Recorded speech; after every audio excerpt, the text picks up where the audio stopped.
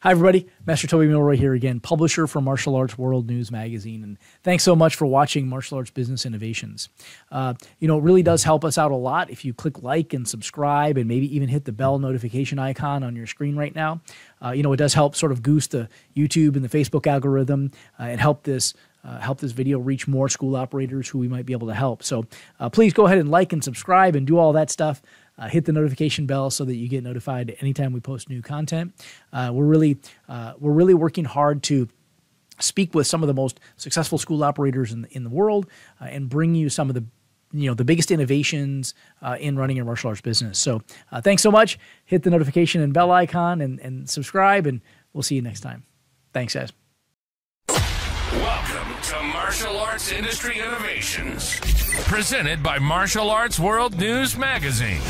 Here, you'll get the latest news and information about the martial arts industry and discover the latest tools, tactics, innovations, business systems, teaching strategies, and much more to help you grow your school, career, or martial arts business.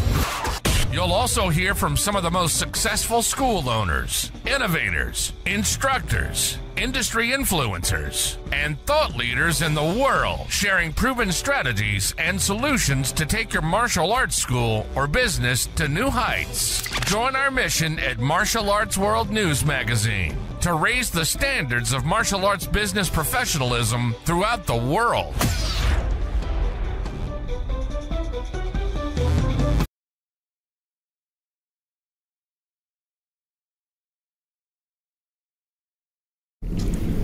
Good afternoon, everyone. To all of my fellow martial artists, school operators, instructors, staff, colleagues, and friends, welcome to our discussion today. We all saw the horrific events of July 13th, where a 20-year-old man climbed onto a roof and fired at former President Donald Trump, grazing his ear, then shooting into the crowd, killing one man and seriously injuring two others. I think that all of us in our industry consider ourselves protectors to one degree or another. We all empower our students with the skills, knowledge, and mindset to defend ourselves and our fellow man if the need ever arises.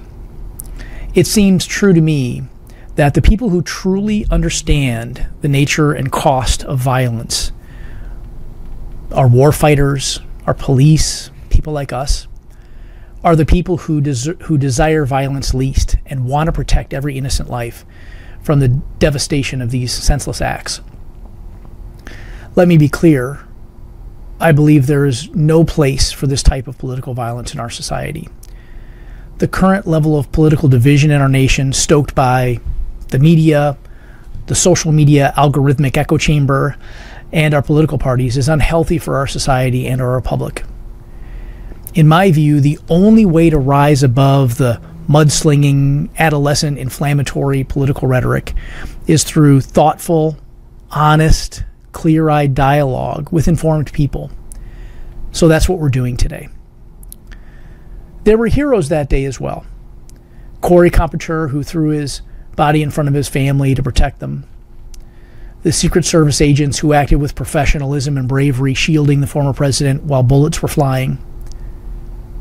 But there were failures as well. And there are legitimate questions that need to be answered.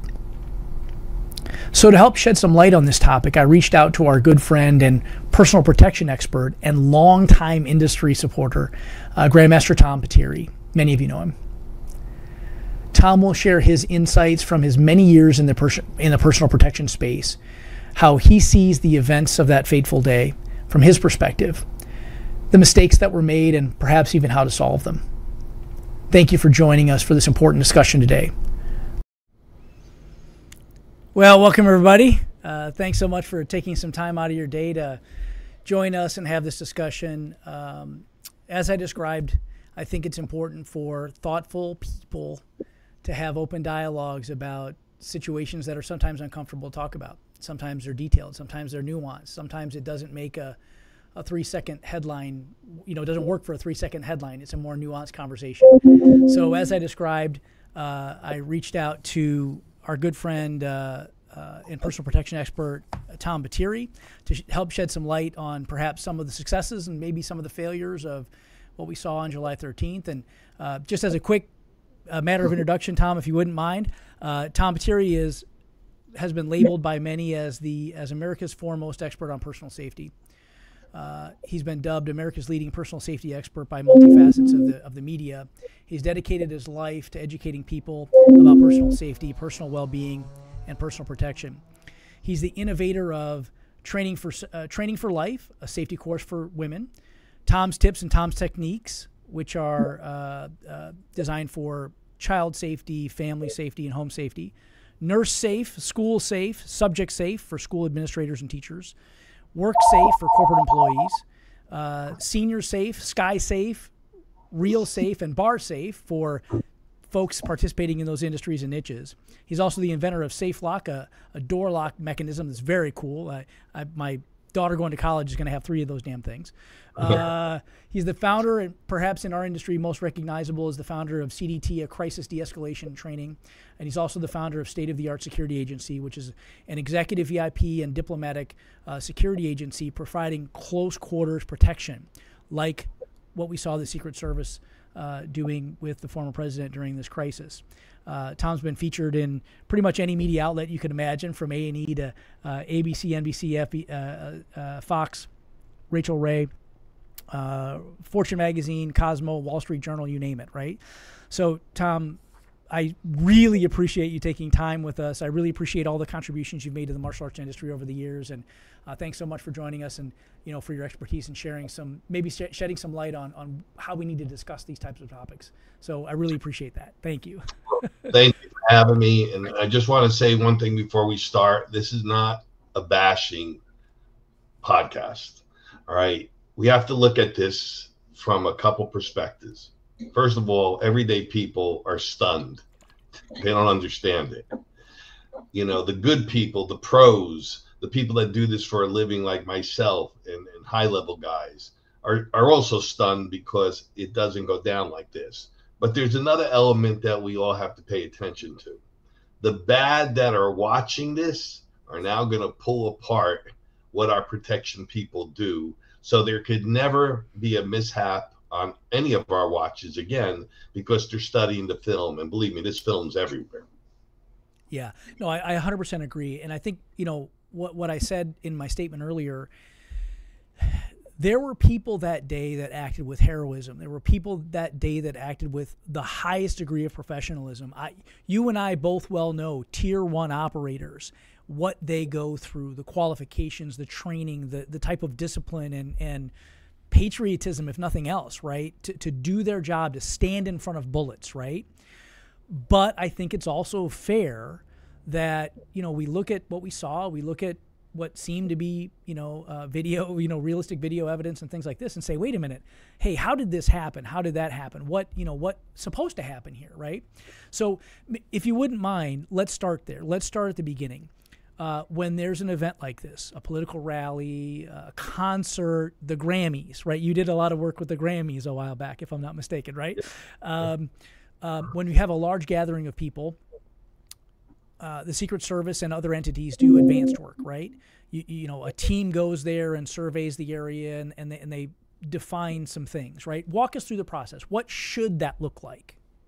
Okay, first let's understand the mindset of any protection person, especially high-level detail. You're working your whole life to be on guard, to watch your position, to do what you're supposed to, and something that will go down in several seconds. You can't have a bad day, you can't have a bad minute, you can't have a bad second. In this case, few people had some bad minutes. All right. The VIP world, though glamorous on TV and not like movies like Whitney Houston and Kevin Costner, is boring. It's repetitious. It's a lot of standing. It's keeping yourself alert. So being on top of your game, being in physical shape, eating right, knowing what to eat, all that stuff plays a factor. Now let's go to the detail. So the detail comes, this is a former president, doesn't get as much protection as a current president. Whether the reports are true, they asked for more protection or not, he's given an isolated detail.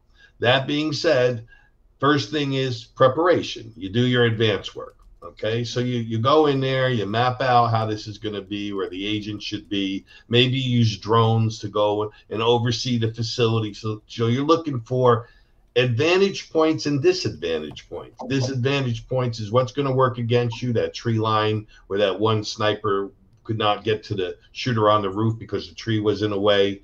Advantage points of what puts you in the best position.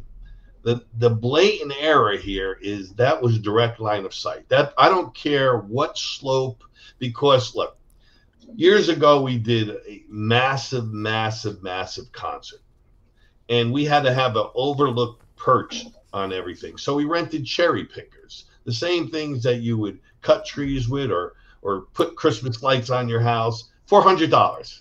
Yeah. We set the cherry pickers up in box angles and cross perimeters, put those guys above everybody.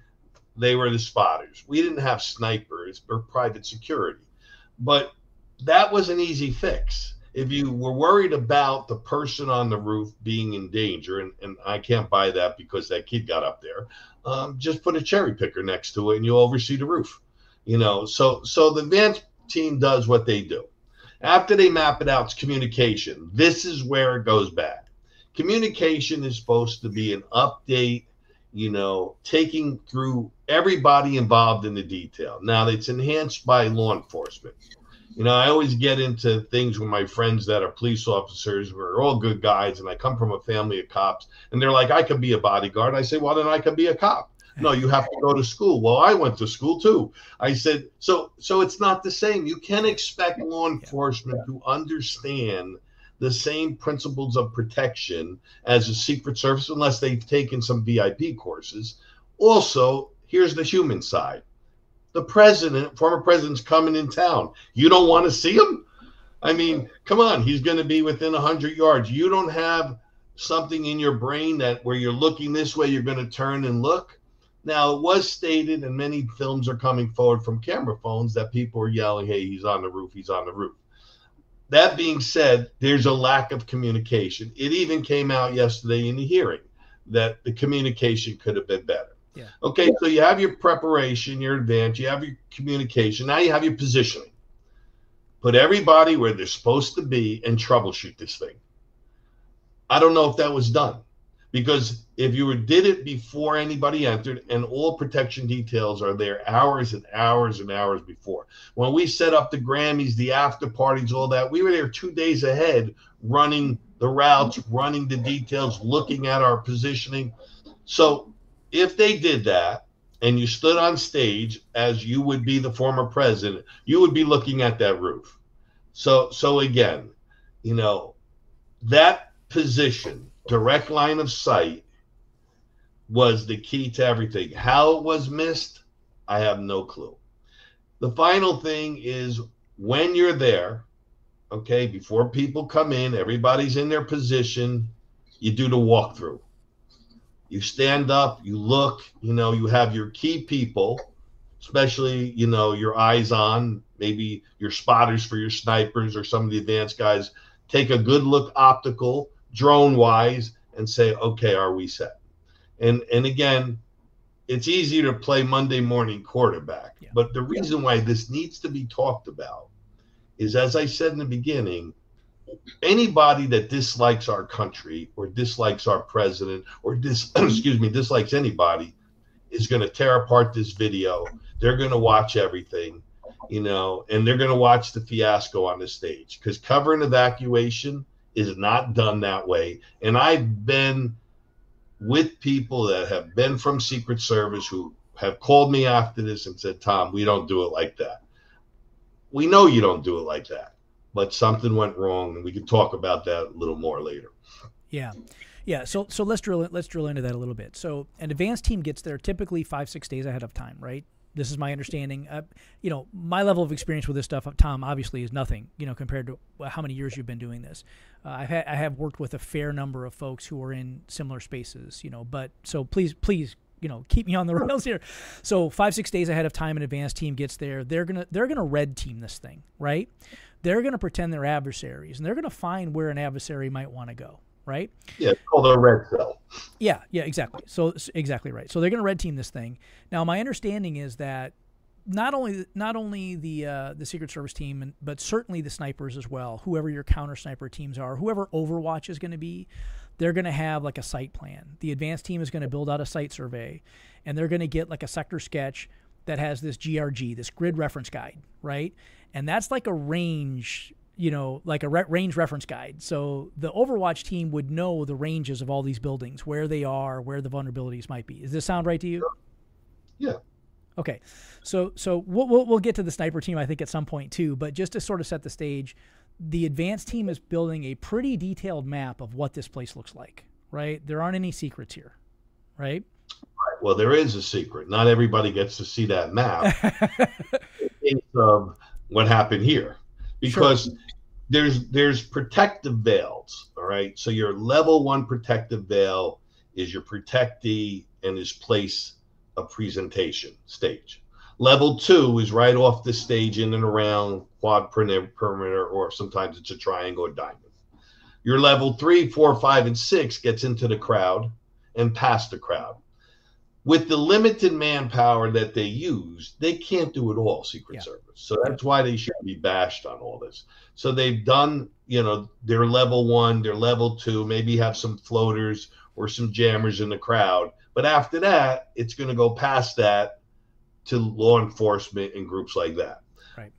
This is, again, where the breakdown of communication. Sometimes we protection people expect people to understand what we do every day.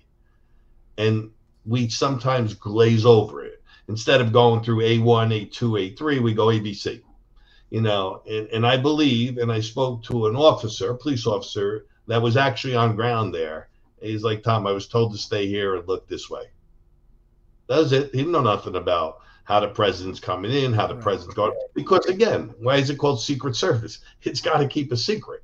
Because if you leak that information and somebody in the crowd, finds out, it goes bad quick.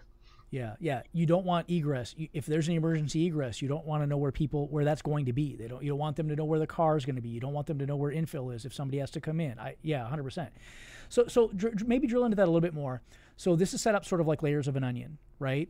And each of these sort of consecutive circles, they're not always circles, right? But each of these consecutive layers, you've got local, city, state, federal. And federal is going to be DHS, Homeland Security, and Secret Service, right? So, most part. Sorry? For the most part, yes. Okay. So how does that sort of intermix of communication in an ideal scenario, maybe not this day, but in an ideal scenario, how would you optimize that the most, would you say? Well, listen, first of all, the team leaders, whoever they may be, all right, are going to go to the respective departments, state police, whoever, and say, okay, this is the manpower we need. They'll show them a grid of what they need. Here's where you're going to be in position. They'll bring, let's say, a captain, a deputy chief, whoever, walk them through it, or SWAT members, and say, here's where we want the position, kind of like making a movie. Here's your X, stand on that spot. This is your view, and this is how we want you to be. It doesn't always happen like that, and there's a lot of variables that change. That happened to be a very beautiful day that day, but it was cloudy or a little rain, or the weather's colder. All these things come into play. Yeah. The problems that lie in that is, again, sometimes you have a lot of time to do this.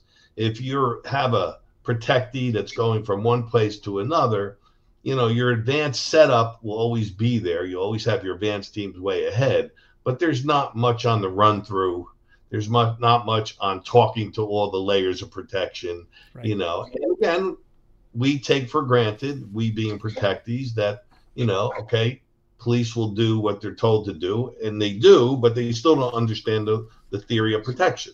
But they by no means were responsible for that roof, because that's direct line of sight. I don't care what anybody says. Right. That's something that comes out on everything we do, that roof. So there's a check and balance all day long on that. Yeah, exactly. So on the communication side, well, I guess let's jump on both. So we're talking about 151 yards, roughly, something like that, from where the shooter was. This is, speculation a little bit, right? I think it was 131 yards to the corner of that building, about 151 roughly from where the kid was. And you said direct line of sight, no obstacles, nothing in the way. your analysis is that's Secret Service Overwatch who's ultimately responsible for that, right? Now the layer that might have early detection might be local, might be state police that are sort of maintaining that layer of the onion, so to speak, right? That's what I'm hearing you say. Yeah, Yes. That makes sense. Okay, makes sense. But So yeah, with sniper teams, now, given your president, they have the CAT team, which is the high level team for the president. They'll have more than several of the best snipers in the world. Yeah. And the president did have, the guy that made that shot, that was an incredible shot if you really look at where he shot and how he placed it. But you had they only had 2 sniper teams, so they used SWAT. SWAT's good. They know their stuff. Now reports are, and I don't like to go into reports, you don't know what's verifiable. They're saying the first shot by the SWAT team missed and the Secret Service mopped up and took them out, whatever. Again, nobody's really going to be crystal clear. They may be now because the Secret Service directors, as you know, resigned today. But I say all the answers are in that phone and in that computer that kid had. I don't believe he was not on the net. I don't believe he didn't say any of this, And let's not forget that this is one of the dirtiest campaigns in history. Yeah. I'm not saying who should be president and all that, but when you start saying that this guy's, like Hitler or he's like this, you're going to fuel some guy that's totally unhinged in his brain, and he's going to think he's doing the country a service. So let's not forget that we're talking about the problem. Yeah. Okay, what happened? But we didn't talk about the first step of the problem, which is rhetoric. Yeah. And by the way, I think there are at least 3 elements of that I'd love to get into kind of maybe toward the end here. Let's kind of pick apart the tactical, first. I know it's going to be for some people, a little uncomfortable, but I think it's important for us to talk through some of those elements. I think I've got a couple of those elements outlined already. Okay, cool. So let's go back to communication for just one more second. My understanding is, almost always you'll have an incident commander where you'll have somebody there who's in charge of, making the calls. What's your analysis of, again, we've got, local, city, state, federal. What's your analysis of the communication process? It seems like it's a little bit of a game of telephone, right? It seems like you have a lot of chains, people on different frequencies, different things like that. How does that end up getting to an incident commander? Does they have to go through those layers, or I'm not familiar with the process? Yeah, so I always call it in the protection world final say. There's got to be someone with the final say. Yeah. Whoever that is overrides everything and all that. Now you're going to be on communications. Now, not all communications link to communications, all right? Because what's told among the Secret Service, that's again, confidentiality of a former president, or if it's a current president, so there are relay systems involved. Sure. But the bottom line is there are times when communication doesn't play a role. Like, law enforcement has that ability, especially Secret Service. If they spot the bad guy and they see he's ready to engage, he don't ask permission. Yeah. Yeah. He just goes. As you look at all the different pictures, and nobody said they had a real clear shot, nobody's really looked at the direct line from the shooters. We see shooters going up, down. Remember, you're looking, you've been in the military, you got to look through a scope, you got to see it. Your spotter is the key. Yeah. 6 yards left, 3 degrees high, whatever.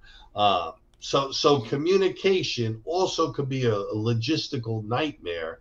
Think about it. If you have 100 people all on comms and they're all talking, that's why you have to have different channels. And then you got to switch into those channels, so the team leaders, and there are a bunch of those team leaders, will deal with team A, will B, or level 1, level 2, but final say, whoever that is, and that, logistically will be that person, because it's not going to be the detail leader that's on the stage with the president. Right. His concern with former President Trump is safety, and that whole modified diamond that they used was that. So whoever that person was, and wherever they were logistically at, probably in some van or maybe at a perch, those were the calls. But again, it happened so quick. Do you feel like you're getting crushed under the tremendous weight of managing your martial arts school? Crawl out from beneath the burden and reach your potential. Lighten the load and let Atlas Martial Arts Software do the heavy lifting. Visit tryatlassoftware.com to see for yourself and get 7 free gifts valued at over $400.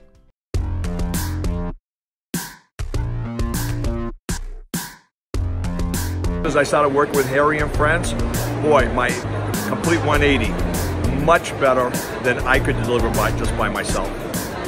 Much better content. Well, Harry is a godsend. Harry is like a virtual staff member. The kids are just more excited. When it's time to do the mat chat, a lot of times it used to be verbal, but now we have the visual. Right. And they can relate to this guy. We have been a long-time Harry and Friends customer with our little ninjas going on, we think, around 10 years now. So how many schools do you guys have that are using Harry and Friends? 5 schools. Excellent.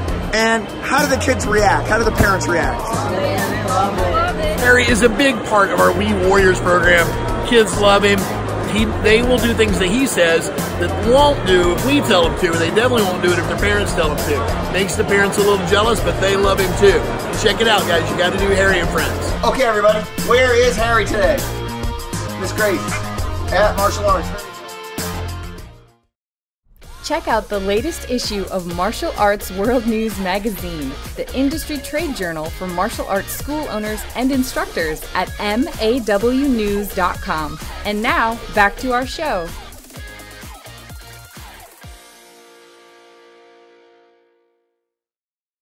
Yeah, I totally get it. And there is an element of this fire, no fire thing that I want to talk through too at, kind of toward the middle here.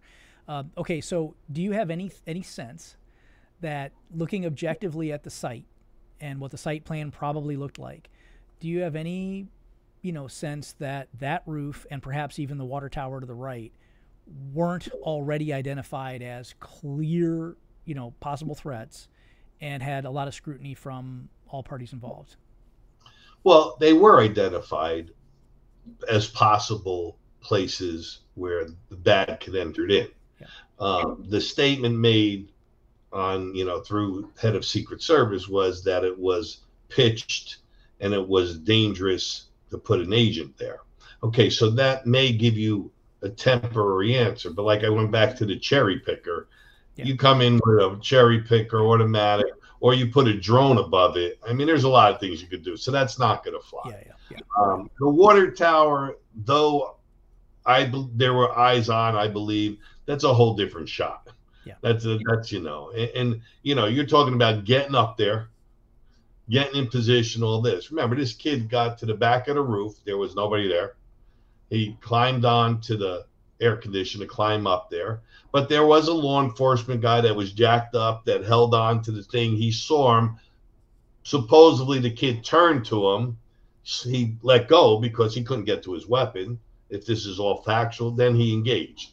Now, you've shot these type of rifles. I mean, you get off 3, 6, 8 shots in seconds. It's not. But with a 5.6 round, you're not having a lot of movement. That gun doesn't move on you. It's not like shooting a Magnum, So he was steady on, but thank God that the president changed his pitch and he was looking at a side view. Otherwise, this is a different story.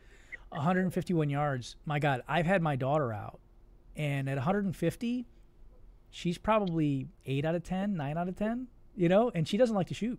So, I mean, 150 yards just isn't much to – it's not that far. It's not that far with any kind of – anyway, it's not good. And everybody, Toby, everybody blames the gun. Yeah. Okay, first of all,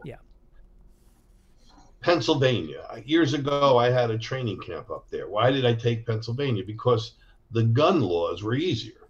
Yeah. So I could train people in handguns. We could train them in long gun. We could in New Jersey, New York, it's a nightmare. So it's a freedom state.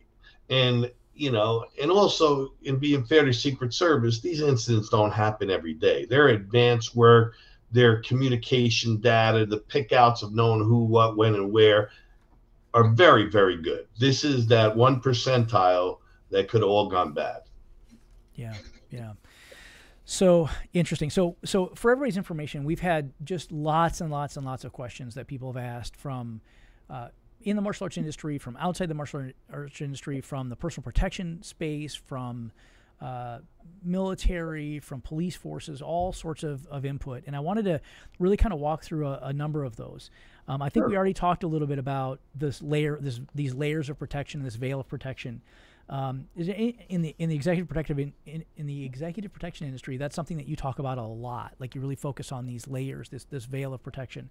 Anything on that you also saw that perhaps broke down in that area? Well, we use a term protective veil. Now I'm in the private sector. If I have a four-man team or four-person team, I have to make it look like 40 people.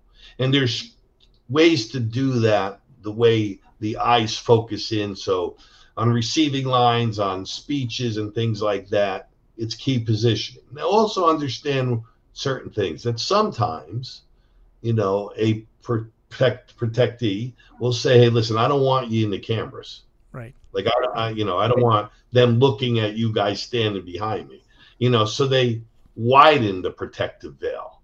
And not saying this happened and all, but I'm saying, especially royalty, which I've done a lot of, royalty people don't want you in the cameras, right. So they'll be like, you're supposed to be 3 feet. They want you 18 feet, so did I see anything wrong? What I saw wrong was when the president, first of all, was the first protective veil. He saved himself by going down and all. Like, I'm say what you want about the guy, but Kid Rock said it best. He's a badass, because who thinks, especially at that age, in a millimeter of a second, like I need to duck under this podium, and it cover and concealment. I mean, fact, now when everybody came in, they did what they were supposed to be on top of them all. But the biggest thing that people have been texting, email, what if there was a second shooter? When they brought the former president up, your protection detail on a person like that is supposed to be equal or above the height of the person you're protecting. Yeah. Now, in doing so, you got to move him. You have to change his height. So the former president, 6'4", you got to make him 3'2". So you got to fold them in, tuck them, and then you engulf them. The young lady, Secret Service, tried to do a great job, held on to the president. If there was a second shooter, he's gone. Yeah. Because as he's doing this, his whole vitals of this is open. So everybody tried to do the best that they could do with what they have. But if this was he was still a president, that protection team is different. Yeah. I'm 5'6", 150. I'm not the guy you put on a 6'5", 320 guy. You're the guy you put on a 6'5", 320 guy, right? Like that's just common sense, right? I think we want to. Think about the shoes. The first thing would be like, hell with the shoes, we're going. Yeah. And again, where the stage was, there was distance, there was movement, there was a lot of things going on. But like I said, the whole cover and evacuation was much, much different than what I'm used to. Yeah. Let's drill into that. Mark Kavanaugh, Mike Evangel, I think Mike was actually a DEA guy, if I'm not mistaken. Mike Evangel, actually, no, very, very smart guy, high-level martial art guy. Yeah. But I met him. He trains the DA to martial law. Very skilled guy. There you go. And Steve Cerrone. That, I think, pretty much addresses the idea of these multiple entities involved in the layout of the scenario, right? Who's responsible for which? Obviously, ultimately, the Secret Service is responsible, right, for protecting the protectee. But these sort of layers of protection around them, and Michael's question reinforced, I think, what you said already twice. But direct line of sight, it doesn't matter what the distance is. That's the responsibility of that inside circle, right? If you can see them, if you can fire off a shot and get to them, that's the Secret Service. Is that right? It's the Secret Service's job to identify, and again, former president versus current president, didn't have the manpower he should, in my opinion. But the thing here on this whole line of sight, when you do the work of the bad guy and you're laying this out and say, if I'm a shooter, where are my points of entry at and where am I going to prop up? That's number one. There's nothing anybody could say. So Dr. Emanuel's right, Steve Cerrone's right. But again, how they missed it, why they missed it, I don't know. And who's ever behind the stage, I don't know how they're not looking at that roof. Yeah, yeah, because it's right there. Yeah, yeah, yeah. I 100% agree. On the federal, state, local coordination, I think we covered that pretty well. I think Colleen and Richard, Steve Caro.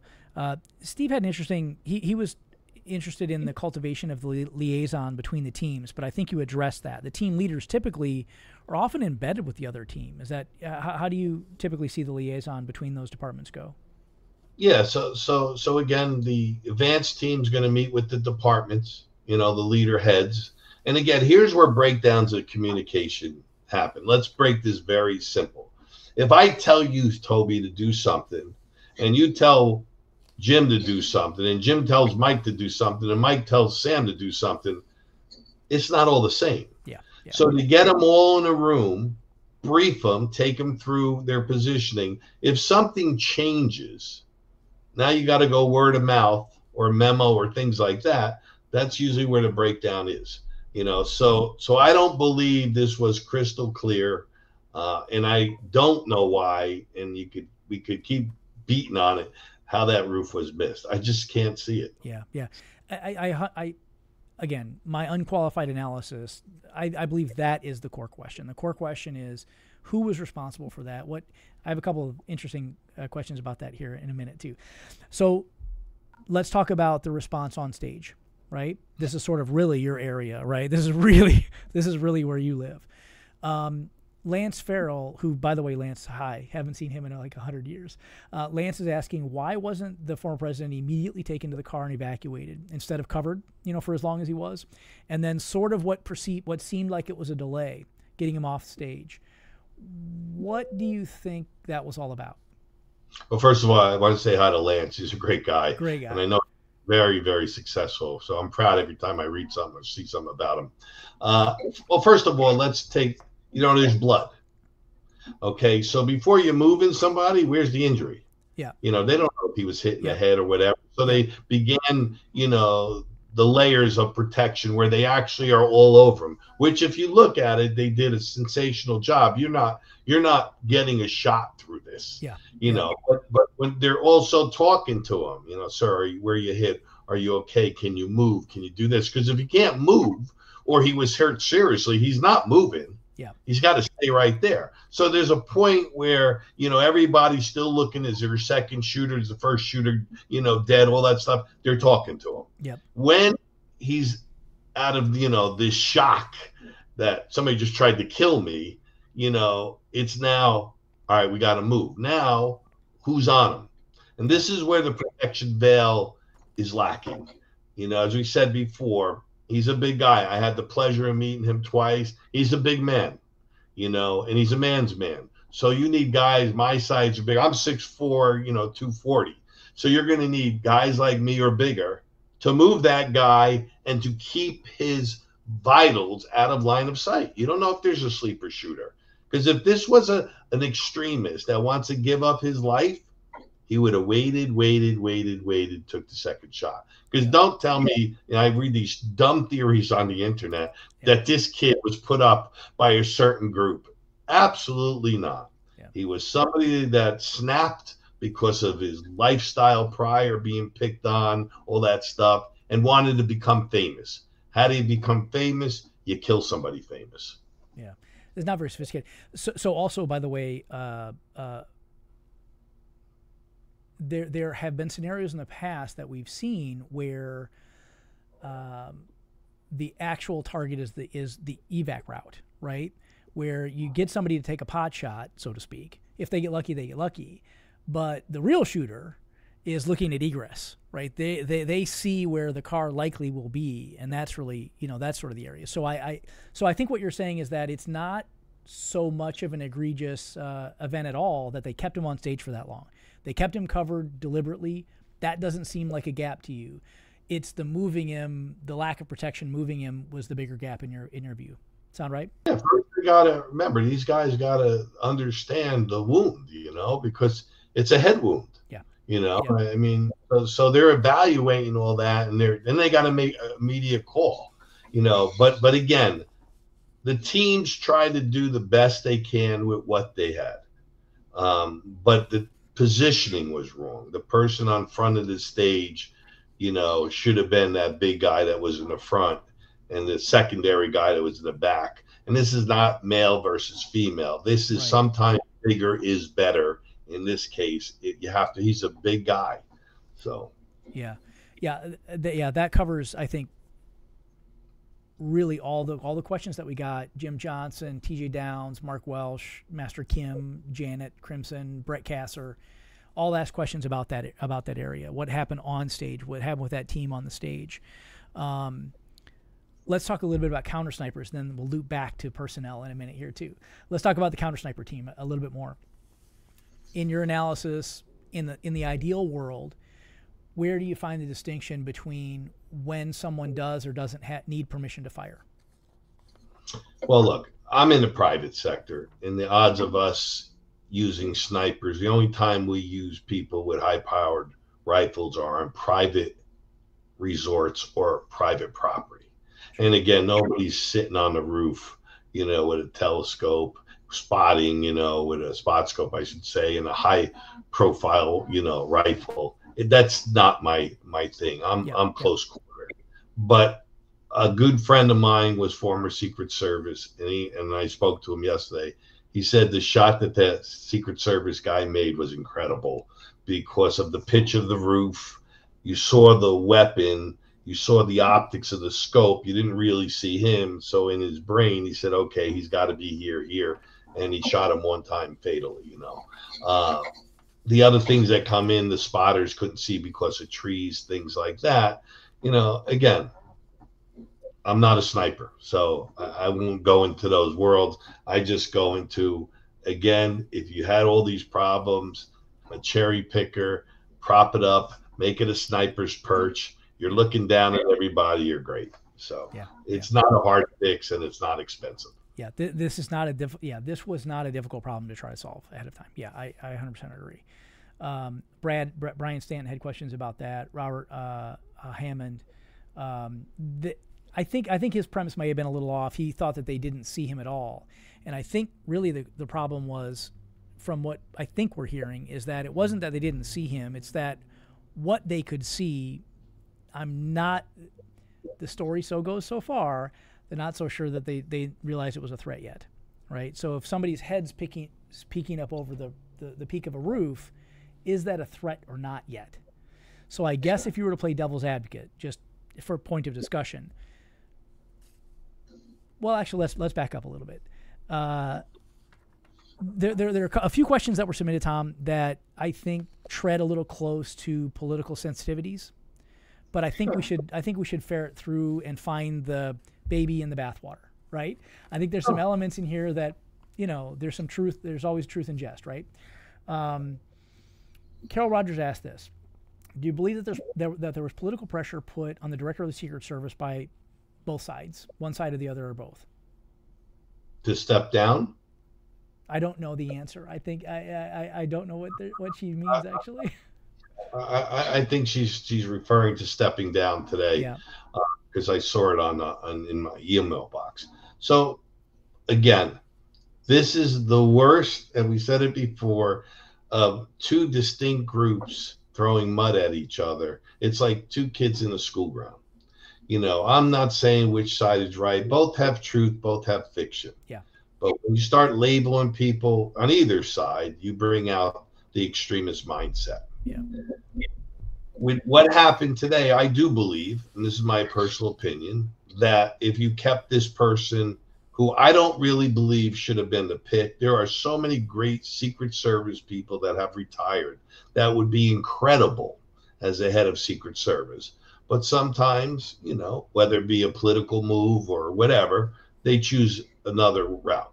This case, the pressure was so much on this young lady. And also, if you keep her in there and something else happens to the former president or the current president, I mean, it's all going to go back with saying, well, why'd you keep her? So I do believe it would probably, and it will be used as a political stone, Republican to Democrat, but there were a lot of Democrats that don't want her in. But I believe both of the pressure of the interviews in front of Congress and the pressure of being on that job with a microscope on you now, she did the best thing for her health, you know. Yeah. Carol, Jeffrey Bear, a few other folks were asking about, the director, taking responsibility for that sort of thing, obviously. Let me drill a little bit around it. Sure. Again, maybe a little more politically charged or not, but if you're in charge of an elite institution like this, right? This is might as well equate it to something like the SEAL team or Delta, right? You need the best of the best of the best of the best, regardless of race, gender, sex, sexual orientation. I don't care, right? You need the best of the best of the best of the best, right? So considering what I think the subtext of some of this politicized sort of DEI, hey, we want everybody to feel like they have a fair shot. Do we want to have a quota of this number of women in the Secret Service? We want to have this quota of this number of, I don't know, you name it, you name the subcategory, right? Regardless of all that, for just a second, if you're the sniper, let's say differently.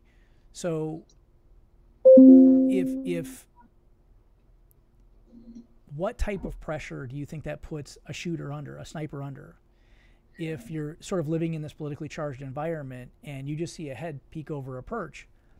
What if that's just a young black kid from the community who wanted to get a better look at the president? Well, listen, first of all, the toughest job on the planet is somebody in that position of a sniper. They got to evaluate something in a millimeter of a second. Yeah. And if they're right, they're heroes. If they're wrong, they're being tried for murder. Yeah. But in the distinct case of this is a very easy solution to this. Yeah. Nobody's stressed.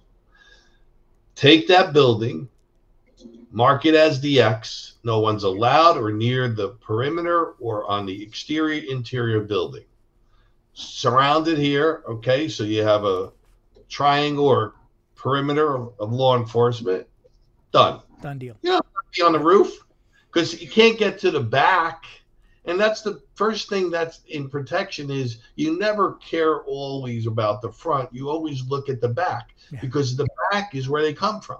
Yeah. So with that being said, I don't think the shooters hesitated. But going back to being politically correct, I have nephews in the state police that earned their way on the teams unit and the homicide unit and worked their asses off. I have friends from, CIA to DEA to Secret Service. All of them complain to this day that they've lowered the standards because they have to hit quotas. Yeah. So whether we want to agree or whether you want to say it's right or wrong, there's quotas. Now, there should be certain agencies that have no quotas. Yeah. And one of them should be Secret Service. If you're on the protection detail of the president, it should be because you're like a SEAL. You're part of an elite team or Delta or the PJs. Only the best of the best can be on that detail. Now, that's the president. If it's in a former president running for presidency, he should get the same protection, especially in the mudslinging campaigns. And I'm glad they gave Kennedy protection. He finally, and that was because of former President Trump saying that, he needs protection as well. Listen, right now there's a microscope on every protection detail. So it's all going to say, watch. If you saw the Republican convention, you saw a whole different look. Yeah. There's a whole new aura around it.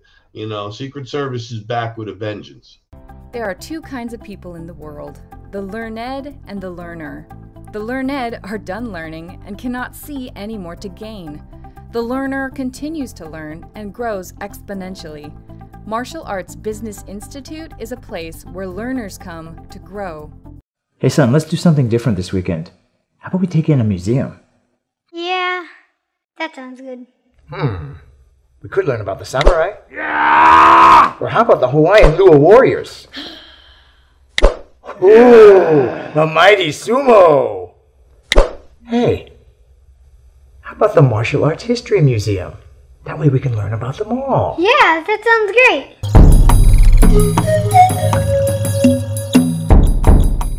Stay informed while on the go with daily news in the Martial Arts World News Magazine mobile app for Apple and Android devices. Find us in your app store. And now, back to our show.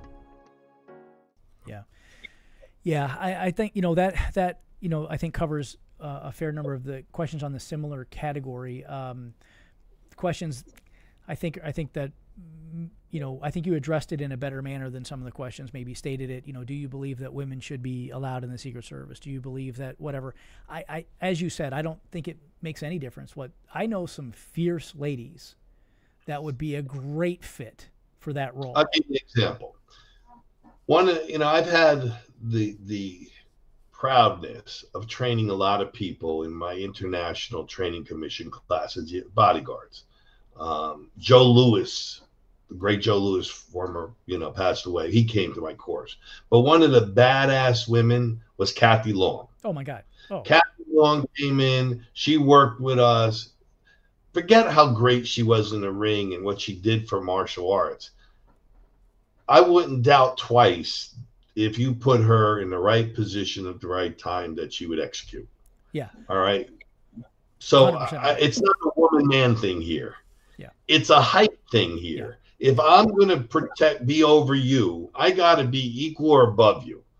I have to also be stronger than you, because a resentful person, like our former president, he wanted to turn and show everybody, which I commend him on one thing. I think it was crazy on the other is, you didn't get me, fight, whatever. I'm here, America, whatever.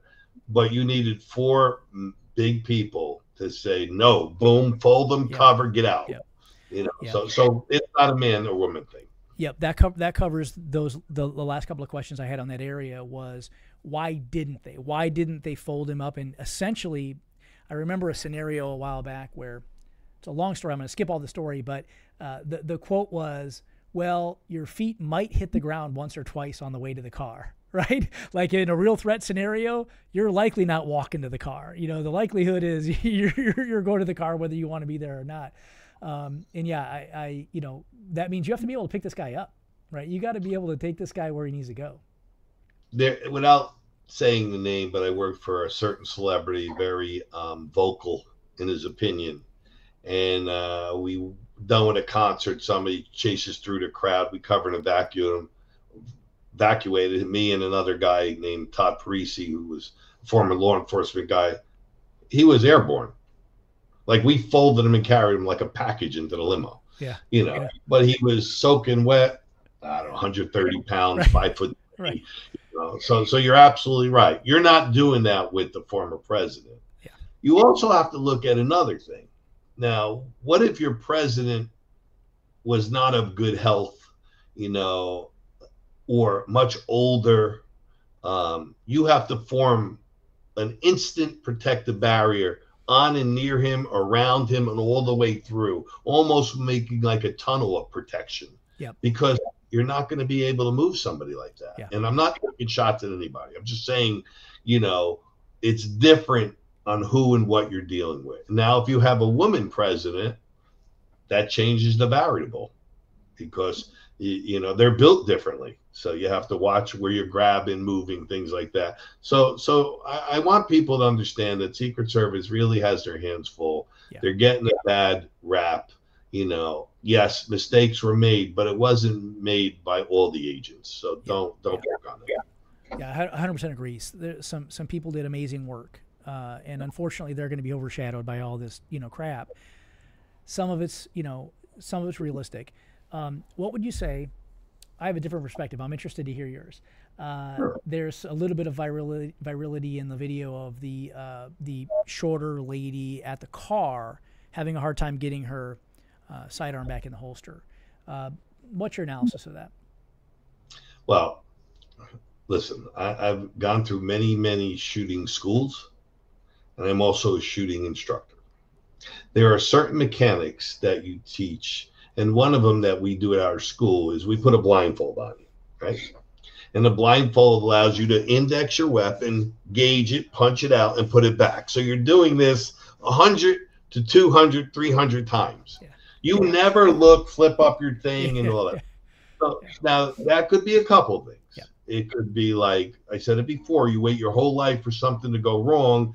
I don't know if she was new or I don't know her background and all, but it had to drain all the adrenaline out of everybody and scare the living shit out of other people in plain English. So was she nervous trying to get it? She didn't know whether to hold it out, whether to put it back. She couldn't get it back. She put it back out here. It doesn't look good. It doesn't look good. Yeah. But I will say this. If I was protecting that person, she would not have been on the 18. She would have been back somewhere in the back crowd looking into the crowd, not near that stage. She just doesn't fit the mold. If for nothing, just the size component. Yeah, I agree with you. I think that we want to believe that these people are superhuman in their duties and that, they're going to hit that every time. But under the effect of adrenal stress and all of these things, I mean, this can be a problem. I have a deeper question about that. Do you think it's an appropriate position? This is just me asking, frankly. Do you think it's an appropriate position for somebody in a quick response role to carry at 5 o'clock? Or should it be somewhere else? What do you think that should look like?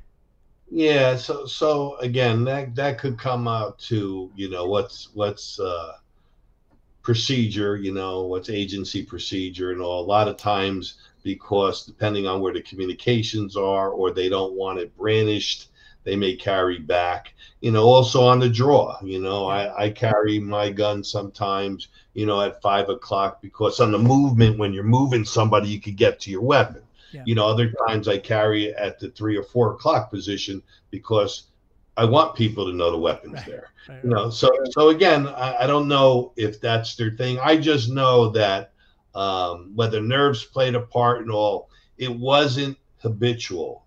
It was mechanical. Yeah. And when it's mechanical, you get yourself killed. Yeah. Yeah. Interesting. I had heard a couple of questions about that. I thought it was an interesting thought. I'm like, oh, that's interesting. Why not a higher, position or okay, maybe, interesting. Okay. Remember, I'm sorry.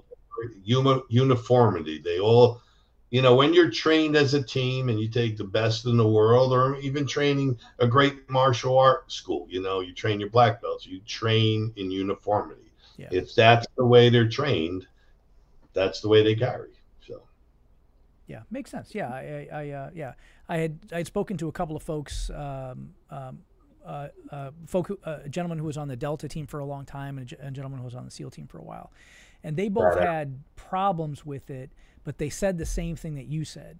They said, well, I would never do it going into a combat scenario. I'd rather have it in a different position. But maybe you want it behind the jacket. Maybe you want it out of the way. If let's say you're the person assigned to the right side of your, protectee, maybe you want to have that hip clear so you can, I don't know, these different scenarios that I thought that I wasn't thinking about at the time. So I thought that was interesting enough. Here's what I said, because I'm a very big study of movement. So if you saw the one gentleman, Secret Service, the bigger guy that came around and all that, he wasn't flustered at the least. Yeah. I bet his heart rate was level, everything kicked in. The young lady that had Trump wasn't flustered. The one person to the rear wasn't flustered. Yep. Then you saw people fiddling around, walking back, going to the side. Their adrenaline blew their minds out. Yeah. Because how many incidents in Secret Service history has this happened? Maybe 5, 7, maybe. And here these people people say they were rookies. Imagine being a rookie and the worst of the worst happens on your watch. I mean, you either do it or lose it. And in some cases, you saw they do it. In some cases, lose it. I will not be surprised if some of these people go out on mental disability. Yeah. Mark my words on this. Yeah. Yeah. It's an incredibly stressful scenario. I mean, we don't, a little. We don't really know, right? I've not had to dodge bullets before, right? I mean, a couple threats, but I've never had to dodge bullets before. That's a pretty stressful environment to be in. The folks that, I think I said it in my statement earlier, the folks who truly understand the nature of violence the most are the ones that want the least to do with it. Because even if you're the shooter, right? Imagine being that sniper. Imagine that guy. He just killed a 20-year-old kid. Now, he did his job, right? His conscience is probably clear, but man, you got to live with that now. You know, yeah, but those shooters are coming from extreme backgrounds. That's not their first pull. Yeah. Got ice in their veins, and they don't miscalculate. He's probably former, Delta Army, Marines, whatever. I mean, those guys are wherever. But to give you an example, if I could, so we're in New York City doing a big riot. Okay, this is back in the day, and I used some high-profile martial art fighters to enhance our detail. They came through our course, all that. Well, make a long story short, Fox TV had their post that goes up to shoot out, to get better for the television thing, the clear or whatever they call airwaves. It hits an electrical box and blows like a bomb. New York goes upside down. We grabbed the people, cover evacuated. We got back. There was a guy, high-profile fighter, looked at me. He was shaking. He goes, Tom, I don't know how the hell you do this. He goes, but I'm not made to bodyguard. Yeah. He quit right there. Yeah. First job, last job. Where I give him credit is it wasn't meant for him. Yeah. But to people that are born into the profession, it was the day we had to work. That's how I look at it. We had to take it to the bank. That's what it is. To people that weren't used to it, like you saw on this thing, they may retire quickly. Yeah. I was going to say. Yeah. Super stressful. I think we have a couple of questions here by chat, by the way. Thanks for everybody, by the way. Just quick. Carol Rogers, Tonto, Dan Segara, Jeffrey Bear, a bunch of other folks. I'd hate to go through everybody. Dan was on your magazine cover. Say it again? Dan Segara was on your magazine cover. Yeah. He's invented Budo the Mouse, which is pretty fantastic. Dan's a great guy. Great guy. Very good great guy. Very knowledgeable, very smart, very insightful. I like him a lot.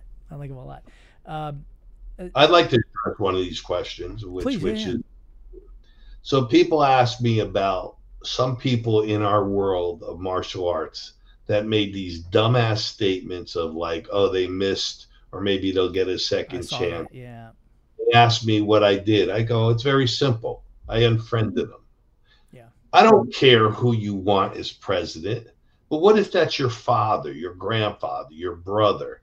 You have the nerve, if you're a martial art leader of any, whether you have 5 people or 500 people, to make a stupid statement like that. Yeah. There's something mentally wrong with you, for not you as you, but a person to say, well, they should have got this. Those people, I don't need them in my community. So to the people, and I hope you're listening, whoever you are, no, I unfriended you because I don't care. Yeah, I had quite a number of emails and messages on social when we talked about doing this little discussion, and all the spectrum from, hey, stay in your lane, worry about business, don't worry about any of this stuff, all the way over to, how dare you, pick a side. And it's not about picking a side. For me, I don't care, what political affiliation you are. I don't care what your race, creed, color. It doesn't matter to me. To me, it matters, like, there's right and wrong, right? And there's the right tool for the right job. There's the right, there's a way to do a job that is far more effective than another. We see this every day in our field and in every other. Let's deploy the best of the best, to accomplish these missions that are so mission critical, right? I think the director said yesterday it's a zero-fail mission, which I think is right. In which case, we need to have 100% of the best human beings, regardless of any of their political affiliation or any other category they may fall into, doing this thing. It should be like the NFL. It should be like the NBA, right? That's my only position. It doesn't have anything to do with whether I'm a Democrat or Republican. It has to do with, God, if I want Joe Biden to have the best protection humanly possible in this country, right? Regardless of whether I voted for him or not. Same thing with, former President Trump. Same thing, Anyway, so crazy. The NBA contacted me years ago to train professional bodyguards for certain high-profile people. They're players. And I asked them what the concern was. And they said that these people think they're a celebrity basketball player. And if they're going to come to our events, they got to learn how to dress. They got to learn how to present. They got to learn where to be. So they sent me a team of 4 guys. And It usually I could work with people, and in 10 days I get them up to par. These guys I kept for a month because they didn't want to get up, they didn't do this. But a year later, I went to a NBA All-Star game with one of my clients, and one of the guys that was working for this high-profile person at the time, Kevin Garnett, was there doing a protection, and he was dressed in a suit. He looked immaculate. He was yes, sir, no, sir. He was at a camera site. He was there. I walked up to him during halftime. I said, you know what? You made me proud because you get it. He goes, Tom, you wouldn't get it until you attend it. He goes, now I get it. You know, so people think bodyguards are knuckle draggers, karate killers, gunslingers, all that. That's really not what they are. Well, I mean, look, some of the highest IQ people I've ever met in my life are operators. You know, I've got a gentleman that I've known for years and years and years and years. I trained with him back in the Midwest, and he's a straight up assassin. I mean, he's legit. And I think he's got like a 260 IQ or something like that. Like he knows like 11 languages.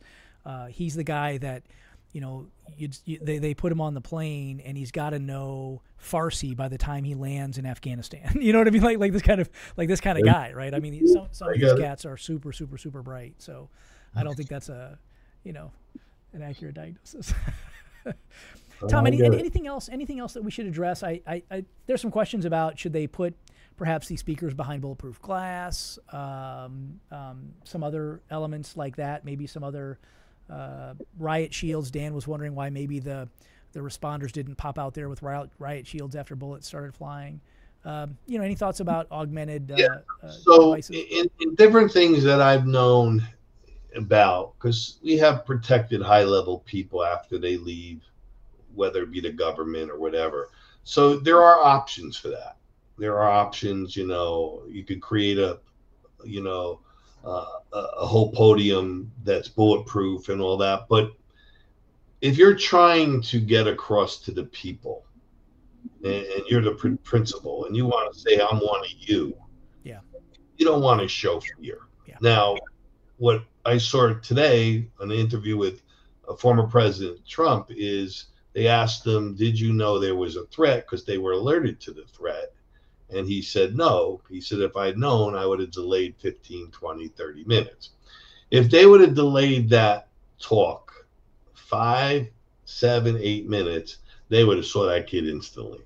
Because the focus would have been, okay, we have a possible threat. Eyes open. Let's look, you know. I don't know why they didn't do that. And I don't know what, you know, I'm only going off for what the interview said. But at the end of the day, it's your choice if you want to protect the veil. Go back to the Kennedy assassination.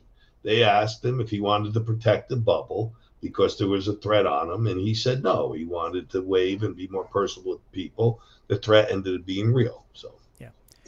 Yeah, it totally makes sense. And I mean, I think your earlier analysis, it just seems almost too simple, but really you've identified, your advanced work has already identified this grid. You've identified this is a vulnerability. Literally just getting Overwatch higher solves the problem, right? If they have a higher perch so they can see onto the other side of that pitched roof, whether this guy's, you know, carting a rifle around with him or not, solves the problem, right? And then we've got other issues with, you know, how do we, you know, potentially augment how do we improve the Secret Service personnel, right? There's that issue and their training and their response. But and if you go back to if you remember when Marcus Luttrell spoke at Maya, okay, I was back talking to Marcus, really, really great guy. Yeah. Afterwards, you know, we all went, Mike Dillerham, we were talking. I said, you know, can I ask you the key? He said the key was they had the higher elevation. He goes, we got caught in the valley. He goes, whatever. If we have the higher evaluation or elevation, I should say, we have the advantage. They had the advantage. That's no different here. That kid had the higher evaluation. Thank God. I mean, look, we have a fire chief that died. That's sad. The other two are pretty serious, you know. So when they spray into the general area, they miss the president. They're hitting other people. And that's the sad part of all this. Innocent people died for an unknown reason. And that's why I believe when they get inside all of this material and they do their full investigation, that computer, that phone, other things are going to come out, but they're not going to come out now. I don't think they'll come out till after the election. Yeah. I think the congressional testimony yesterday was just really uneventful, and in truth, I think it kind of needed to be. This is still an active investigation. People, we really don't know what's true yet. We know what we saw on the internet. We know what we've heard on ABC, NBC, MSNBC, Fox. We know what we've heard, but I think it's incumbent upon the people who are really responsible for investigating this thing to have a higher threshold of what's real, what's not real. Let's verify this. Has this video been doctored? Has this audio been tampered with? What exactly were the communication logs like? What exactly were the timelines? It's too easy to leap to conclusions and make assumptions. So, for me, for my family, for how I choose to live my life, I'm very frustrated as you are. I think we saw some clear failures, but I also don't want to leap to conclusions that may not be appropriate. And I don't want to cast, more gasoline onto a political fire that's already raging that may simply not be appropriate, right? So, that's my story. I'm sticking to it. Yeah, no, and it makes sense. And I like to bring this out. So I filmed a bunch of segments on Inside Edition. I'm honored that they picked me, and there's a lot of great protection guys there. But one of them was, if you're going to a rally or you're going to a big event, what is the safest place to stay with your family? So you don't ever want to be in a fatal funnel in the middle. You don't want to be closest to the stage. Always stay on the outskirts. And I say this to my clients all the time. You could get the full effect on a 45-degree angle the same way you could get it at a 90-degree angle. So when I take their kids to different events because they're billionaire kids, I'm like, we'll go meet the celebrities later, but we're standing, this is where you're watching this. Even when I get tickets for them, I make sure they're on angles, never in the front 10 rows and never near, the pack, because forget the shooter, forget the bombing. If something goes wrong and there's a human stampede, where you get hurt, God, you're not going to get stampled on. Yeah, it was a little bit of a miracle you didn't see that at this thing. Like, really, people didn't move. People didn't run. People didn't really scatter as you typically would see. It was kind of interesting. I've watched different films. I can't get over there's two women that just stay there and film everything. Now that's insane. They don't change anything. They just drop their sign and film. And then of course everybody's like, the conspiracy theories are the best out there. Oh, they were part of it. They were setting up the second shooter. And the other thing I want to say is, look, we're a martial art brother and sisterhood. We all are protection in our own right. Don't become an instant bodyguard and tell everybody you're doing this, you're doing that. If you want to learn about protection, there's great schools that do it. One of the things that I teach that many people don't is a third-party entry. If you're protecting somebody, it's different than protecting yourself. There's different variables. There's different laws that pertain to third-party entry law, Good Samaritan Acts, things like that. But let's not instantly become a presidential bodyguard detail and start making up crap in our classes. Stick to your lane or stay in your lane, as you say it. Since 1989, I've been doing this profession, and I'm licensed to do it. Okay, so I didn't stand next to somebody. I had to go through procedures, training, learning. I worked for other agencies prior to opening my own. I learned from them because their methods were different. They were not, I call myself a private protector. I said it before. 4 guys have to look like 40 guys. How do you do that? And it's not about shooting and beating people up. It never has been. The smartest protection detail covers and evacuates and never draws his weapon. Sometimes it happens. You got to use the weapon. Yeah. TomPatiri.com. I put that in the chat just now. Anybody that has any information or wants any information or wants to maybe learn at a deeper level how these principles work, anything else Tom is working on, you can find most of it over there at TomPatiri.com. Thanks for that advice, by the way. It's far too many, unfortunately, in our industry that take a weekend Brazilian Jiu-Jitsu course and then all of a sudden, hang Gracie on the front of their door and pretend now that they're, experts in Brazilian Jiu-Jitsu. This ain't that, right? Let's not go down that road. But for those who are seriously interested in pursuing any of this stuff, Tom's the guy. I mean, he's been the guy for as long as I can remember, Tom. As long as I can remember. So I really appreciate your time today. Thanks so much. Anything else you'd want to leave anybody with, or does that sound like a good wrap? I just want to say, continue doing what you're doing. I know you're one of the leaders out there. You know, I don't go on many podcasts. I'm going on yours. Went on Ray Amanat, who's up and coming. Another guy, Phil Ross, who's another up and coming guy. But in all the things that I try to preach the word of, I live by this. It's very simple. I'm not an expert in a lot of things, but what I'm an expert in, I know this profession. Yeah. And you know, you've really been so helpful to so many school operators that I work with in the martial arts industry and folks outside. I really appreciate, you know, all the time, all the expertise. Everybody, thanks so much for commenting and chatting. I'm sure Tom will take a look. I'll take a look at the questions in chat that we didn't get to. I think we got to a pretty good representative sample, though. And I really appreciate your sort of clear-eyed, you know, view of the world. You know, the world is running real hot right now on political rhetoric, and I'm glad we didn't have to, you know, go down that road. And I think we're all due for a deep breath, and let's really understand what the facts are here before we draw some conclusions. And I think that we will understand the mistakes, I think, already, but I think the solutions are going to be a little tougher to implement. I think we got to solve this at the administrative level. I think you got to solve this from personnel selection and training, and I think there's a lot of pieces there that need to be solved, as you described. That's not going to be so easy, but a $400 elevated perch for the sniper seems like a pretty good place to start to me. Yeah, and the final thing, martial art brothers and sisters, let's not fight over politics. You know, we're in a beautiful country. We'll find the right track.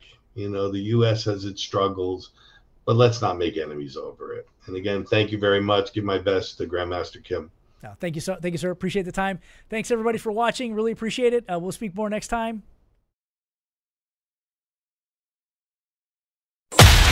This has been a Martial Arts Industry Innovations production, presented by Martial Arts World News Magazine.